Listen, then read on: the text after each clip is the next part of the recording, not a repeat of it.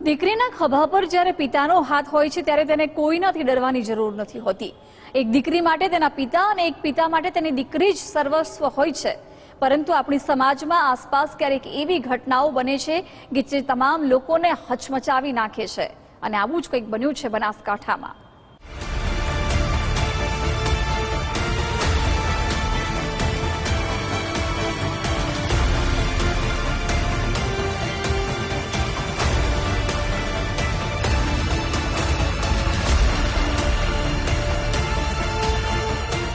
એક પિતા માટે દીકરી વહાલનો દરિયો હોય છે।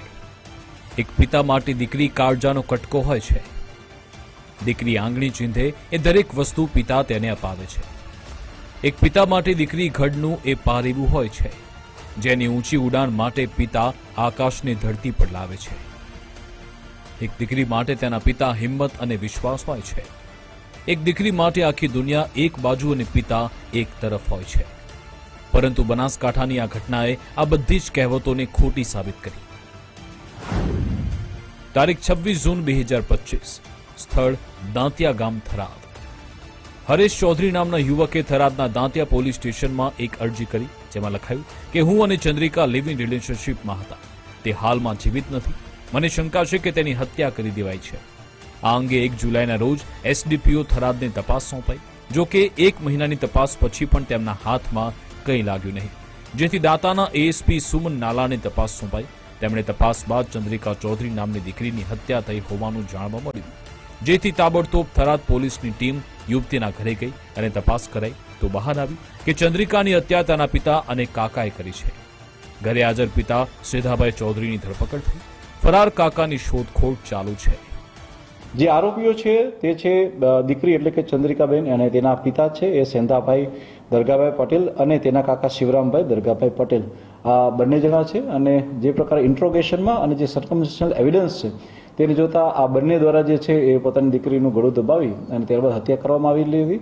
પોલીસ દ્વારા જે સર્કમસ્ટન્શિયલ એવિડન્સને કલેક્ટ કરવામાં આવેલા છે તેની અંદર દીકરીએ જે મોબાઈલ વાપરતી હતી તેમાંથી એમણે હરેશ ચૌધરીને કરેલા ઇન્સ્ટાગ્રામના મેસેજીસ છે કે જે 17 જૂનના છે કે જેમાં તે જણાવે છે કે તેની જાનને ખતરો છે અને તેને કોઈ મારી નાખશે એના પરિવારજનો દ્વારા।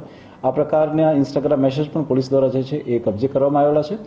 આ સિવાય આ કેસમાં જે સૌથી મહત્વનું પહેલું હતું અને જે અમારા એએસપીએ ગોતી પણ નાખ્યું છે અને એ હતા બધી જ ટાઈપના સર્કમસ્ટન્શિયલ એવિડન્સ। બનાસકાંઠામાં ઓનર કિલિંગની ફિલ્મી કહાની। દીકરીના પ્રેમથી નારાજ પિતાનું કાતિલ પગલું। જન્મદાતાએ જ લીધો લાડકીનો જીવ। મોભા ખાતર કર્યું કાળજાના કટકાનું મર્ડર। હવે આ એક તસવીર જુઓ। ફોટોમાં દેખાતી યુવતી ચંદ્રિકા ચૌધરી છે। તેની સાથે ફોટોમાં જોવા મળતા યુવકનું નામ હરેશ ચૌધરી છે। આ બંને વચ્ચે કેટલો પ્રેમ હતો આ તસવીર તેનો પુરાવો છે। પરંતુ દીકરીનો પ્રેમ સંબંધ તેના પિતાને મંજૂર નહોતો અને તેનું જે પરિણામ આવ્યું તે કલ્પના બહારનું હતું। થરાદ તાલુકાના દાંતિયા ગામના સેધાભાઈ ચૌધરીની પુત્રી ચંદ્રિકા પાલનપુરની એક હોસ્ટેલમાં રહી નીટની તૈયારી કરતી હતી। એ દરમિયાન ચંદ્રિકાની મુલાકાત વડ ગામડાના હરેશ ચૌધરી સાથે થઈ। બંને વચ્ચે મિત્રતા બાદ પ્રેમ સંબંધ થયો। એ પછી પરિવારમાં લગ્ન પ્રસંગ હોવાથી 4 મે 2025ના રોજ ચંદ્રિકા ઘરે આવી। લગ્ન પ્રસંગ બાદ ચંદ્રિકાએ પાલનપુર જવાનું કહેતા પરિવારે તેને ભણવાની ના પાડી, જેથી ચંદ્રિકાએ પ્રેમી હરેશને મેસેજ કરી આ વિશે જાણ કરી। ઘરેથી પ્રેમીને લઈ જવા માટે કહ્યું। પ્રેમી હરેશ ચંદ્રિકાને 4 જૂનના રોજ અમદાવાદ લઈ ગયો। ત્યાં એકબીજાની મરજીથી મૈત્રી કરાર કર્યા। ત્યારબાદ બંને ફરવા માટે એમપી બાદમાં રાજસ્થાન ગયા। આ અરસામાં યુવક અને યુવતી બંનેના પરિવારે ગુમ થયાની અરજી આવી, જેથી થરાદ પોલીસની ટીમ 12 જૂન 2025ના રોજ બંનેને રાજસ્થાનના ભાલેસરથી લઈ થરાદ આવી। પોલીસે યુવતી તેના પરિવારને સોંપી અને હરેશને અગાઉ નોંધાયેલા મારામારી તેમજ પ્રોહિબિશનના ગુનામાં ધરપકડ કરી। સાંભળવામાં કોઈ ફિલ્મી પ્રેમ કહાની જેવી આ સ્ટોરીમાં હજુ ટ્વિસ્ટ આવવાના બાકી હતા। હરેશ જેલમાં હતો, તેનો મોબાઈલ પોલીસ પાસે હતો, ત્યારે 17 જૂનના દિવસે ચંદ્રિકાએ તેને મેસેજ કર્યા। તેમાં પરિવારજનો તેના લગ્નની વાત કરે છે તેમજ તેને બધા મારી નાખશે। પોલીસે તેની સાથે દગો કર્યો છે। આ બધા મેસેજની સાથે ચંદ્રિકાએ પ્રેમી હરેશને ઘરેથી ગમે તેમ કરી લઈ જવાનો પણ મેસેજ કર્યો। 21 જૂને જામીન મંજૂર થતા હરેશ જેલની બહાર આવ્યો। તેણે મોબાઈલ જોતા ચંદ્રિકાના અનેક મિસ કોલ તેમજ મેસેજ જોયા। આ મેસેજ જોઈ હરેશ પોલીસ સ્ટેશનમાં અરજી કરી અને પરિવારજનોએ પ્રેમિકાની હત્યા કર્યાની આશંકા વ્યક્ત કરી. જે સર્કમસ્ટન્શિયલ એવિડન્સ હતા તે સંપૂર્ણપણે ઇશારો કરતા હતા કે આની અંદર જે છે એ કંઈ ને કંઈ જે છે એ વસ્તુ જે છે એ કન્ફ્લિક્ટ આવી રહી છે. સૌપ્રથમ એ હતું કે જ્યારે કોઈ નાની દીકરીને મતલબ કે જેની ઉંમર 20-22 વર્ષની હોય અને તેને હાર્ટ એટેક એનું બહાનું કાઢી અને જ્યારે કહેવામાં આવે છે કે તેનું નેચરલ ડેથ છે ત્યારે એને હોસ્પિટલ પણ લઈ જવામાં નથી આવતા. એના ડેથ થાય છે એના વહેલી સવારે જ તેનો અગ્નિ સંસ્કાર કરી દેવામાં આવે છે. એના ઘણા પરિવારજનો જે છે એ નજદીકમાં રહેતા હોવા છતાં એની અંદર હોતા નથી. આ તમામ વસ્તુઓ જે હતી એ અમને શંકા ઉપજાવનારી હતી. પિતા અને કાકાએ કેવી રીતે ચંદ્રિકાની હત્યા કરી? કેવી રીતે હત્યાને પરિવારે ખપાવી આત્મહત્યામાં? આ તો વાત થઈ ચંદ્રિકા અને હરેશની પ્રેમ કહાની અને તેની જાણ થતા પરિવારમાંથી ઊભી થયેલી મુશ્કેલીની. પોલીસ અનુસાર ચંદ્રિકાના પિતા કે પરિવારને તેનો પ્રેમ સંબંધ મંજૂર નહોતો. પરિવારે ચંદ્રિકાને પ્રેમી હરેશ સાથે સંબંધ રાખવાની ના પાડી, પરંતુ ચંદ્રિકા પ્રેમી સાથે સંબંધ તોડવા તૈયાર નહોતી, જેથી પિતા અને કાકાએ એક એવો નિર્ણય લીધો જેનો વિચાર ચંદ્રિકાએ કદાચ સપનામાં પણ નહીં કર્યો હોય. 24 જૂનની રાત્રે દૂધમાં ઘેનની ગોળી ભેળવી ચંદ્રિકાને દૂધ પીવડાવ્યું. દૂધ પીતા ચંદ્રિકા બેભાન થઈ. ત્યારબાદ પિતા અને કાકાએ ઘરની ઓરડીમાં લટકાવી ગળે ફાંસો આપી હત્યા કરી નાખી.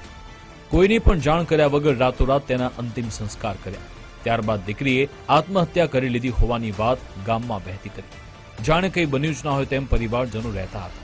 કર્યું અને તેમના CDR, IPDR અને તમામ માધ્યમો દ્વારા એમના જે કન્ફ્લિક્ટ સ્ટેટમેન્ટ હતા તેના આધારે અને ત્યારબાદ જે છે એ વિગતવાર જે છે એનું ઇન્ટ્રોગેશનના આધારે સાબિત કર્યું હતું કે કેટલાક લોકો જે છે એને ખબર હતી કે એનું મર્ડર કરવામાં આવ્યું છે. કેટલાક લોકો જે હતા જે રાત્રે આવેલા હતા તેમને ખ્યાલ હતો કે તેની લાશ જે હતી એ લટકતી હતી. અને ત્યારબાદ જે છે જ્યારે હેબિયસ કોર્પસ દાખલ થાય છે અને જ્યારે એનો જોબ લેવા પોલીસ જાય છે ત્યારે જણાવવામાં આવે છે કે એને હાર્ટ એટેકથી એટલે કે નેચરલ ડેથ આવેલું છે.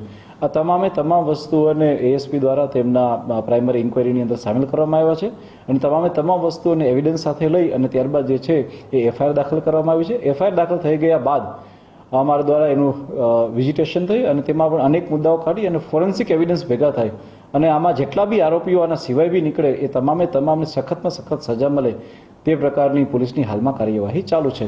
ચંદ્રિકાની હત્યાના કેસમાં પોલીસે તેના પિતા અને કાકા વિરુદ્ધ હત્યાનો ગુનો નોંધી કાર્યવાહી કરી. દીકરીની હત્યાની આ ઘટનાએ આખા બનાસકાંઠામાં ચકચાર મચાવી. ચંદ્રિકા કે જેની ભૂલ એ જ હતી કે તેણે હરેશને પ્રેમ કર્યો અને તેની સાથે લગ્ન કરવા માંગતી હતી. પરંતુ જો દીકરી પ્રેમ લગ્ન કરે તો પરિવારના માન સન્માન અને ઇજ્જતનું શું? એ પિતા અને કાકા વિચારતા હતા, જેથી જ પરિવારની લાજ ખાતર પિતા અને કાકાએ લાડકીના લોહીથી હાથ રંગ્યા. કોઈ વેબ સિરીઝ કે ફિલ્મની સ્ટોરીને ટક્કર મારતી આવી ઘટના ક્યારેક જ બનતી હોય છે, પરંતુ જ્યારે પણ બને છે ત્યારે ભલભલાને વિચાર કરતા મૂકી દે છે. યશપાલ વાઘેલા અને કમલેશ નાભાણી, ગુજરાત ફર્સ્ટ, બનાસકાંઠા.